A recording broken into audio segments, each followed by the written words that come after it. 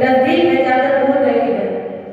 तो सभी भक्त मीठी मीठी तालियों की सेवा के साथ एक बार हनुमान जी को मनाए, रिझाए और प्यारा सा भजन गाते हुए उनसे कहें।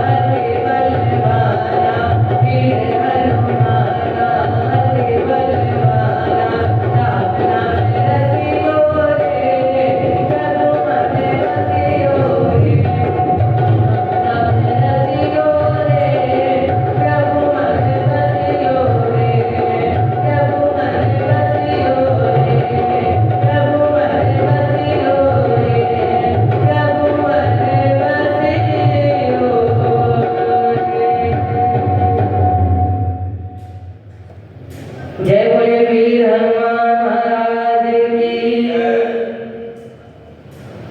कल हम सभी ने बड़े ही धूमधाम से मैया पार्वती और हमारे भोले बाबा के विवाह की चर्चा सुनी। अब हम सभी भगवान के भक्तों पर प्रवेश करने जा रहे हैं।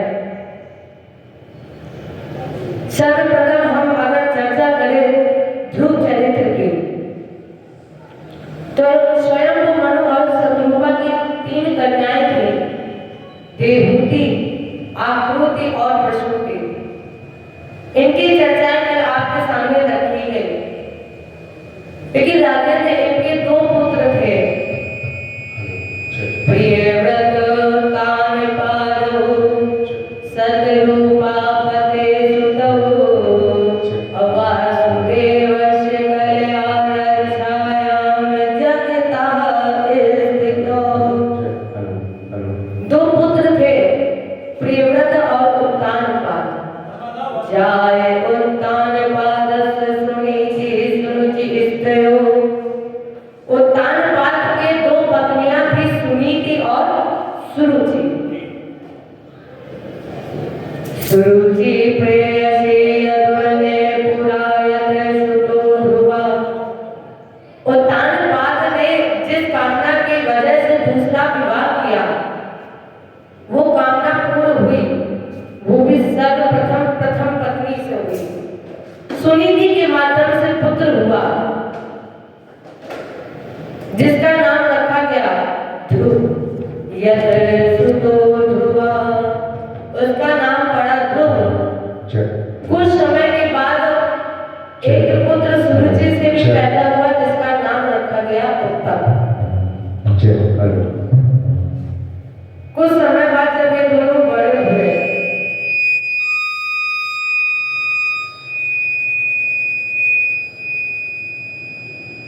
जब ये दोनों साथ में खेलने लगे, तो उत्तम ने एक बार ध्रुव से कहा, भैया ध्रुव,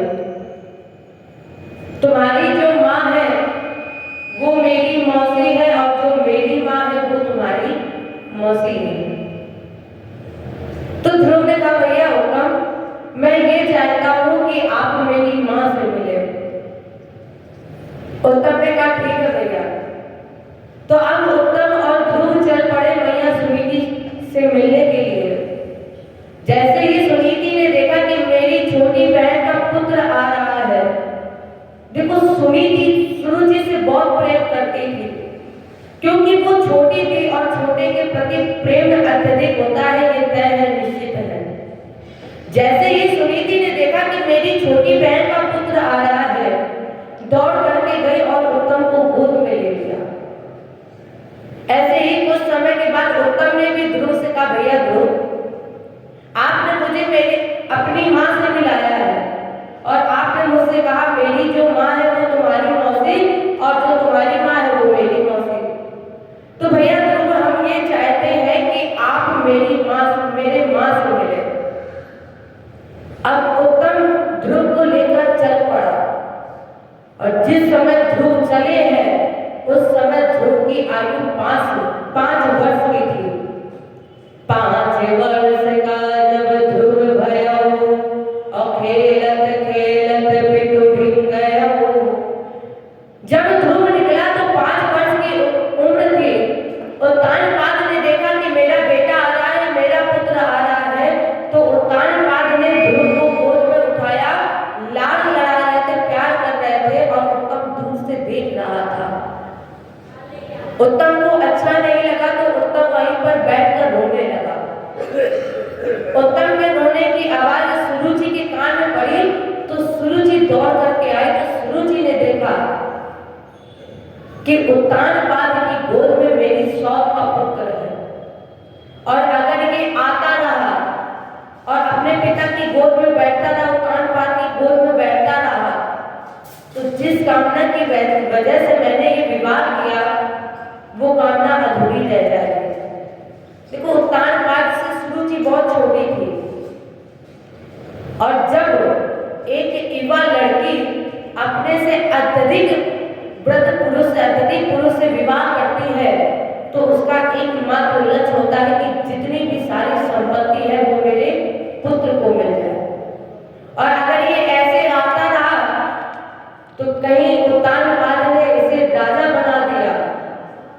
तो फिर ये मेरा विवाह करना असमर्थ हो जाएगा, बेकार हो जाएगा। तो अब सूरज जी ने ध्रुव की पकड़ी बाह और कहा, अरे ध्रुव, तेरे भाग्य में पिता की गोद में खेलना नहीं लिखा है।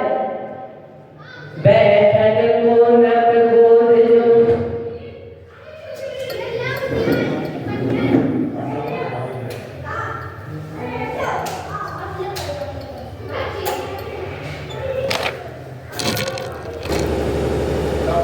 तो सूरज जी ने ध्रुव की पकड़ी बाह और कहा, अरे ध्रुव, तेरे भाग्य में पिता की गोद में बैठने का अधिकार नहीं है, पिता की गोद में खेलने का अधिकार नहीं है तुम्हें।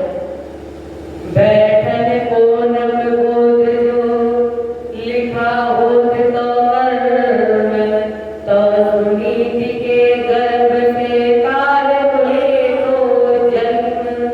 अरे ध्रुव, अगर तुम्हें पिता की गोद चाहिए है तो त्याग दो ये शरीर और इस शरीर को त्याग करके मेरी कोख से जन्म ले। तो उस अभागिन की कोख से जन्म लिया है और तुम पिता की गोद चाहते हो तो त्याग दो शरीर। गर्भे त्वं शाश्वताम् यदि नृपाशनम्, अगर तुम मेरी कोख ले लोगे, मेरी कोख को धारण कर लोगे तो तुम्हें राजा बना दिया जाएगा और जो तुम्हारे अंदर राज की आकांक्षा है वो समाप्त हो जाएगी। और इतना कह करके सूरज जी ने ध्रुव की पकड़ी बाह और धक्का मारकर निकाल दिया। अब ध्रुव उस तरह चल पड़ा है जैसे काला नाग किसी से चोट खाकर जाता है। आज उसी तरह ध्रुव चल पड़ा। मातु सपत्न्यः साधुरुक्ति विद्धः अश्वशन्ययोसाम दण्डहतो यथाहि हित्वा विशन्तं पितरं सन्निवाचम् अजगाम मातो प्ररुदन् सकाशम्। अब ध्रुव अपमानित होकर के मां से मिलने के लिए चल पड़े। उसी काले नाग की चोट की तरह चल रहे हैं। ध्रुव कभी बाएं गिरता है तो कभी दाएं गिरता है। आज ध्रुव का सारा शरीर धूल दूषित हो गया है।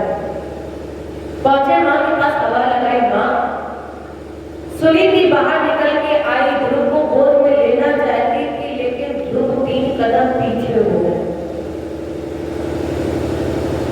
ध्रुव ने कहा, मैं आपकी गोद में आऊंगा लेकिन मेरे कुछ प्रश्न हैं, आप उस प्रश्न का उत्तर दे दीजिए। सुनीति ने कहा, पूछो बेटा, क्या प्रश्न है तुम्हारा? ध्रुव ने कहा, क्या मेरे पिता उद्यानपाल नहीं है? मुझे अपने पिता की गोद में खेलने का अधिकार क्यों नहीं है? और ज्येष्ठ पुत्र होने के नाते मुझे राज्य का उत्तराधिकारी बना देना चाहिए, लेकिन मां मुझसे ये अधिकार क्यों छीना गया? क्या आपसे कोई ऐसा अपराध हुआ है जिसकी सजा मुझे मिल रही है? आज मैया सुनीति जान गई कि मेरा बेटा मेरी छोटी बहन से मिलकर आ रहा है। सुनीति ने कहा, देखो, मेरी बहन सही नहीं तो कह रही है कि तू मुझ अभागी की कोख से जन्म लिया है। अरे ध्रुव, मैंने तुम्हें इसलिए नहीं पैदा किया है कि तुम अपने पिता की गोद में खेलो। ध्रुव, सत्यम सुरक्षा विहितम भवान में अयद दुर्भाग्या उदरे ग्रहीता। अरे ध्रुव, मेरी छोटी बहन ने ठीक कहा है। और वैसे भी मैंने तुम्हें इसलिए इस संसार में नहीं पैदा किया, जन्म दिया है कि तुम पिता की गोद में खेलो और राज का उत्तराधिकारी बनो। ध्रुव ने कहा, तो फिर मां मुझे पैदा ही क्यों किया है? सुनीति ने कहा कि तेरे जन्म में मेरा एक स्वार्थ था। ध्रुव ने कहा, ओ, क्या मां भी स्वार्थी होती है? क्योंकि मैंने सुना है मां कभी स्वार्थी नहीं होती है। मां, मेरे जन्म में तेरा क्या स्वार्थ था? सुनीति ने कहा, ध्रुव, तेरे जन्म में मेरा केवल एक स्वार्थ था कि तेरे जन्म लेने के बाद मैं मां बन जाऊंगी। ध्रुव ने कहा, तो फिर आप मां बन गई? सुनीति ने कहा कि तकलीफ तो इसी बात की है कि तेरे जन्म लेने के बाद भी मैं मां नहीं बनी। तेरे जन्म लेने के बाद भी मैं क्योंकि मां बनने का अधिकार किसे है? सुमित्रा जी ने कहा है, पुत्रवती युवती जग सोई रघुपति भगत जास सोई।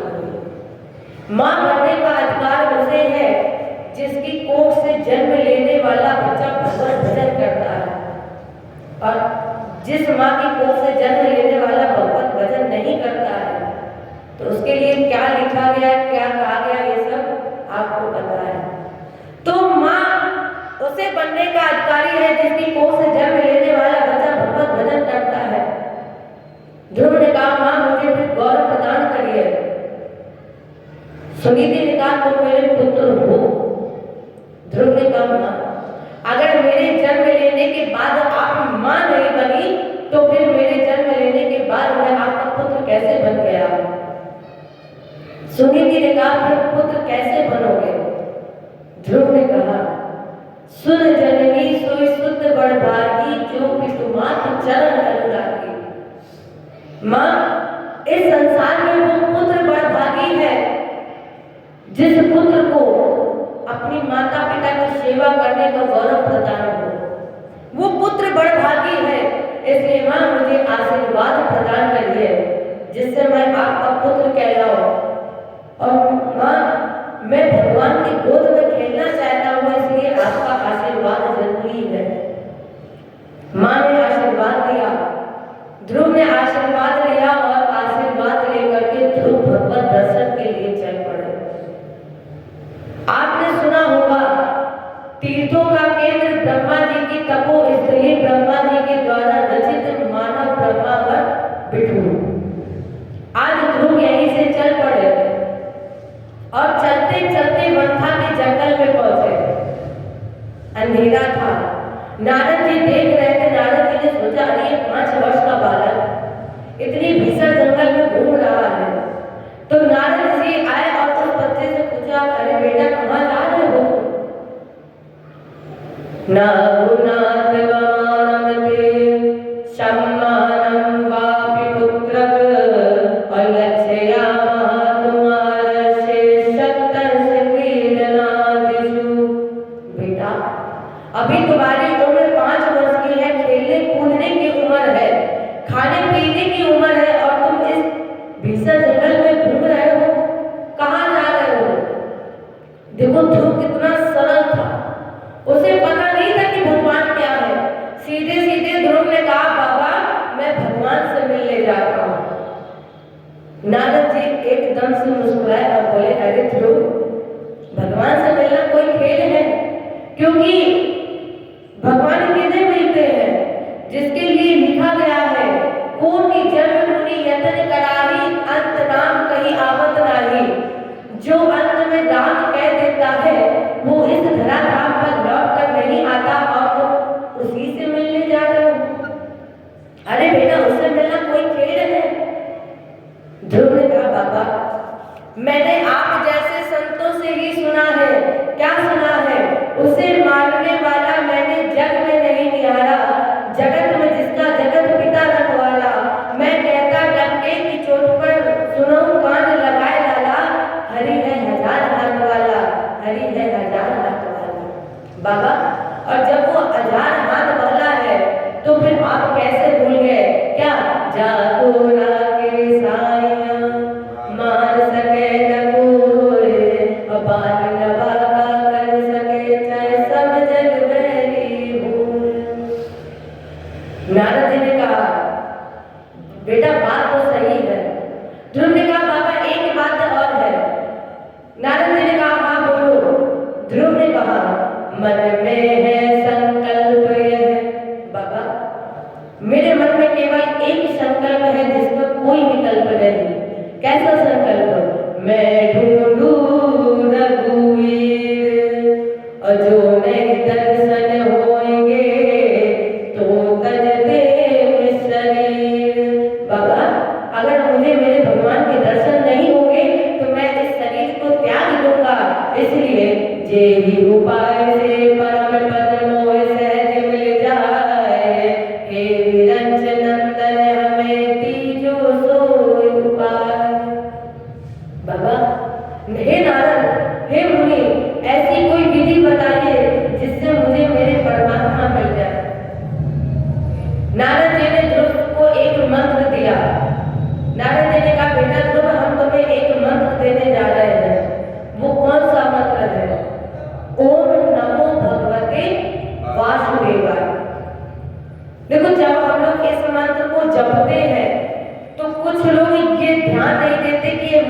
शुद्ध बोल रहे हैं कि अशुद्ध बोल रहे हैं। और इस मंत्र का शुद्ध उच्चारण क्या है? शुद्ध उच्चारण इस मंत्र का है ओम नमो भगवते वासुदेवाय। और कुछ लोग बोलते हैं ओम नमो भगवते वासुदेवाय। नहीं, ये नहीं। ओम नमो भगवते वासुदेवाय। तो नारद जी ने इस मंत्र को दिया, ध्रुव ने उस मंत्र को याद किया और नारद जी ने कहा बेटा ध्रुव, जब वो मिलेगा तो कैसा होगा। आज नारद जी ने ध्रुव को पूरी भगवान के साकार रूप का वर्णन कराया। और ध्रुव ने क्या किया? ध्रुव ने भक्ति की लेखनी उठाई और जो जो नारद भगवान के रूप को बता रहे थे वो रूप ध्रुव अपने मन मंदिर में उतार रहे थे। नारद जी ने कहा जब वो मिलेगा तो कैसा होगा। बनमाली घनश्यामा पीतवासा मनोहरा। आज नारद जी ने स्वरूप बताया और ध्रुव ने उस स्वरूप को अपने मंदिर में, मन मंदिर में उतार दिया और गुरु जी को प्रणाम किया, फिर चल पड़े। पहुंचे यमुना जी के पास। यमुना जी ने स्नान किया और स्नान करने के बाद मधुबन में एक पैर पर खड़े हो गए। पहले महीने में ध्रुव ने 3 रात के बाद कहते के फल खाए, कहते के बेर के फल खाए। तेरा कांते तेरा शांति। 3 रात के बाद बेर और कहते के फल खाए।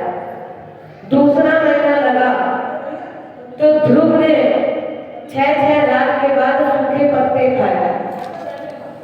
तीसरा महीना लगा, 9 रात के बाद जल पिया। चौथा महीना लगा तो 12 रात के बाद एक बार मुंह खोला और बड़े बड़े श्वास खींचे। इस श्वास के द्वारा जो हवा चली ध्रुव ने अपना ही भोजन बना लिया। 5वां महीना लगा, पंच प्राण वायु को जीत कर षष्टाचक चक्र, जिसे हम आप आज्ञा चक्र भी कहते हैं, तो यहीं पर जाकर के ध्रुव ने अपने पंच प्राण वायु को समाधिस्थ कर दिया। और राजेंद्र, जब किसी व्यक्ति की पंच प्राण वायु इस द्वंद्व चक्र में फंस जाती है, इस द्वंद्व चक्र में स्थापित हो जाती है, तो वो संसार के लिए व्रत हो जाता है।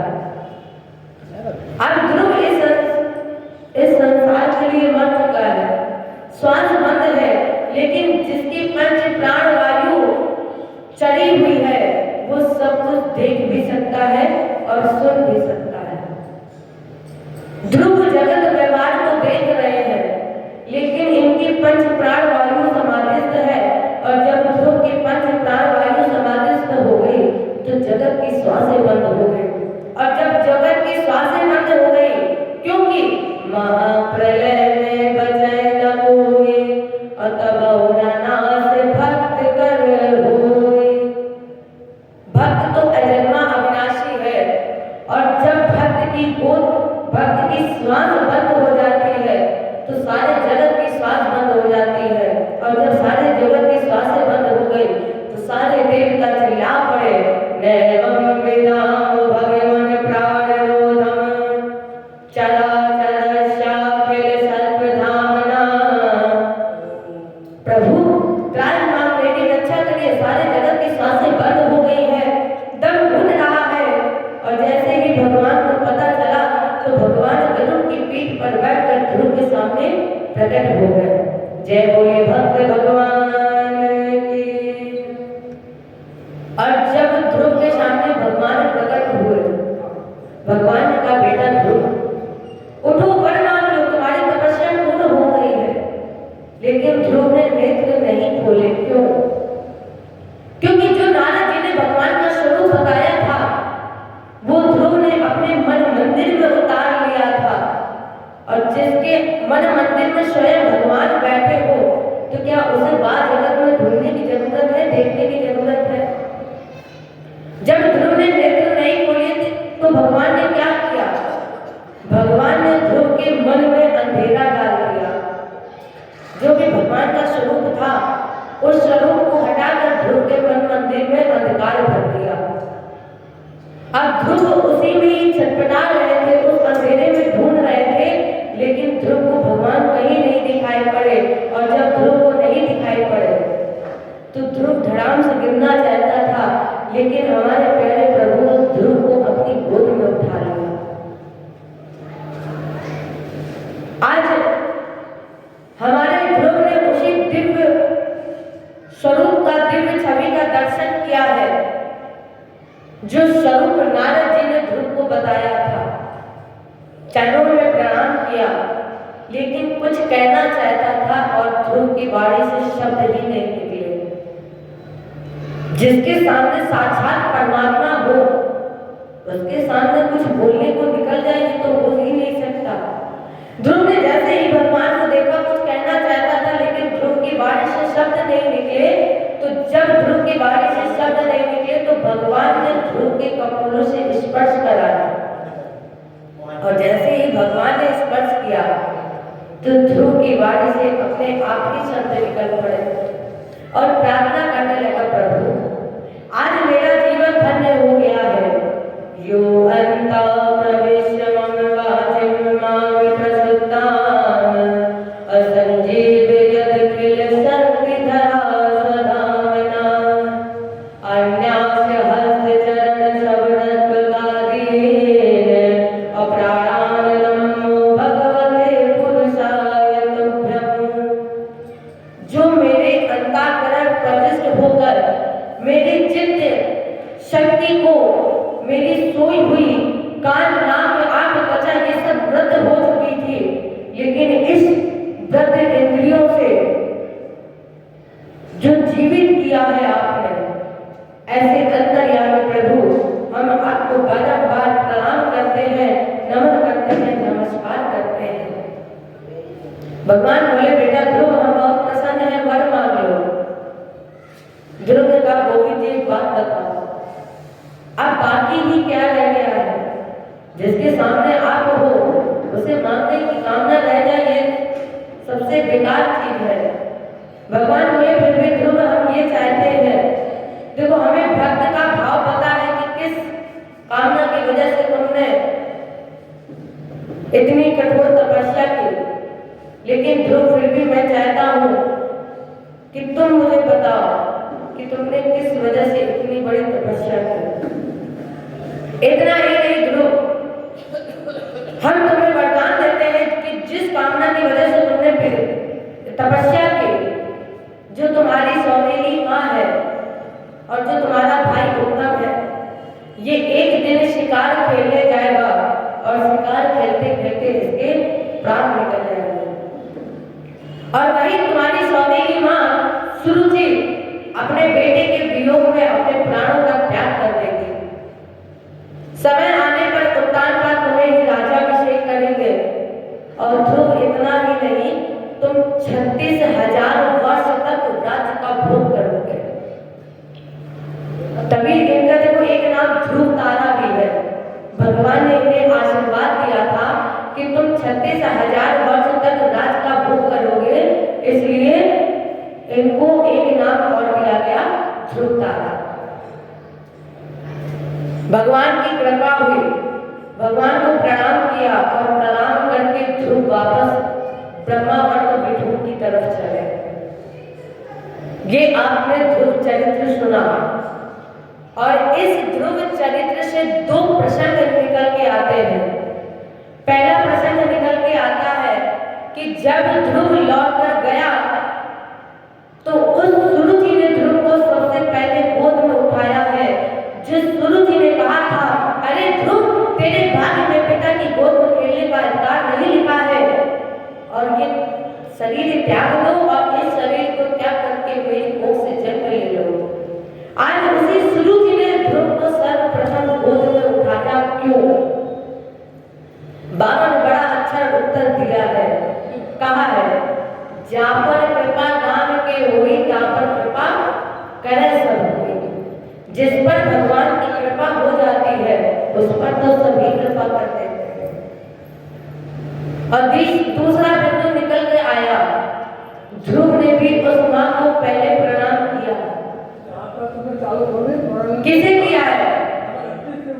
मैया सुनीति को प्रणाम नहीं किया। ध्रुव ने सूर्य जी को पहले प्रणाम किया, क्यों? ध्रुव ने कहा, प्रभु जाना कैकेयी न जानी, तासु प्रथम ग्रह गए भवानी। राम जी जब 14 वर्ष के बाद लौटे तो राम जी ने भी सबसे पहले मैया कैकेयी को प्रणाम किया, कौशल्या जी को प्रणाम नहीं किया, क्योंकि राम जी जानते थे कि अगर मैया कैकेयी राम को वन ना भेजती तो राम राम बन ना गए होते, और जब राम राम बन ना गए होते तो प्यारे राम राम ना बन गए होते। इसी तरह आज ध्रुव ने भी सर्वप्रथम मैया सूर्य जी को प्रणाम किया। जय बोले भक्त भगवान की। ये आपने ध्रुव चरित्र सुना, और इसी के पावन पवित्र वंश में हुए अंगम सुमन संख्याते क्रतुमंगिरशं गयम् असुनीता कश्यया पत्नी सुसुवेवेन मुल्बरम्। अंग की पत्नी का नाम था सुनीता, जो मृत्यु की पुत्री थी, जिससे एक पुत्र पैदा हुआ था, उसका नाम था वेद। वेद का मतलब ही होता है पाप। अब जब एक धर्मात्मा पिता के अधर्मी पुत्र हुआ तो ये प्रश्न यज्ञाचार्य जी से किया गया। तो यज्ञाचार्य जी ने कहा, बेटा, जिस समय तुम्हारी पत्नी यज्ञ का प्रसाद ग्रहण कर रही थी तो तुम्हारी पत्नी का मन पाप में लगा हुआ था, इसलिए जो तुम्हारी संतान हुई वो पापी हुई। देखो, जब एक माँ गर्भ से होती है तो बच्चा उस गर्भ में वो सीखता है। देखो, प्रहलाद ने, ध्रुव ने 5 वर्ष की उम्र में परमात्मा को प्राप्त किया। तो जब गर्भ में जो माँ करती है वो बच्चा सीखता है और देखता है। तो जो पत्नी तुम्हारी प्रसाद ग्रहण कर रही थी तो उसका मन पाप में लगा था, इसलिए तुम्हारी पत्नी को पुत्र पापी हुआ, काले रंग का था, इसलिए कहा महाराज आदेश, बैठ। महाराज जी ने कहा बैठ जाओ, लेकिन इसके द्वारा जो संतान पैदा होगी यही निषाद क्या करेगी। इसके बाद दोनों भुजाओं का मंथन हुआ, दोनों हृदय का मंथन हुआ, और दोनों हृदय भुजाओं के मंथन से अधैतस्य पुनर्विप्रेर पुत्रस्य महीपते अबाहुभ्याम मध्यमानाभ्याम मिथुनं समपद्यते यज्ञा शुद्धति देवी गुरुभूषण भूषणा अर्चिना वरारोहा प्रथमेव वरुन्धति। दोनों भुजाओं के और हृदय के मंथन से एक नारी प्रकट हुई, यज्ञा शुद्धति देवी। नाम पड़ा श्री लक्ष्मी और इनका नाम पड़ा अर्ची, और जहाँ पर लक्ष्मी जी आती है वहाँ हमारे नारायण भी आते हैं, और इनका नाम पड़ा प्रथु। जय